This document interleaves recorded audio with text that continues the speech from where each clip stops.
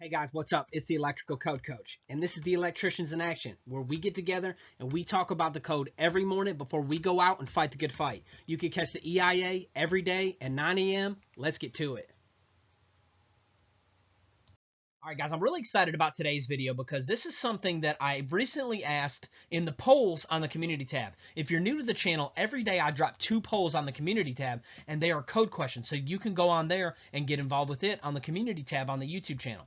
But the question was, what is the max rating that a ceiling fan box can be if it is the sole support of the fan?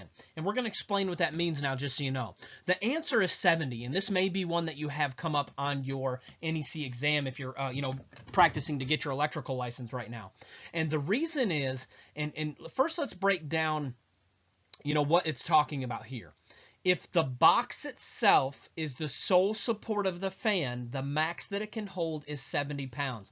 And what that means is if you've taken that box and screwed it to a framing member, and then the fan bracket is being held by the 2 screws that go into the box, the max fan that it's allowed to hold is 70 pounds.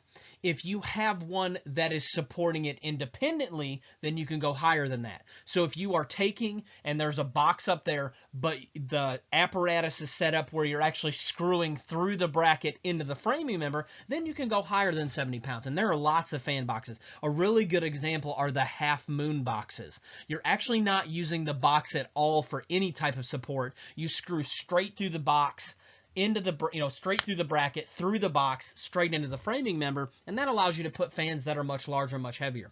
But if the fan is a kit and you're buying it and the 2 screws that come with the fan are what is holding the bracket up, the max that it's allowed to be is 70 pounds. I'm the Electrical Code Coach, and this is one you really want to pay attention to because it may come up on your licensing exam, and I can't wait to join up with you guys for the next episode of the Electricians Have Spoken, where we're going to go back and answer some of the polls from the community tab. Let's go ahead and get to it. Hey guys, that's it for today, but I want to remind you to just hang in there and keep fighting. If we all stick together, we'll make it through this and we'll come out stronger than we've ever been before. I'm here to help you every step of the way in life and in business. Just email me at electricalcodecoach@gmail.com. Let's get to it.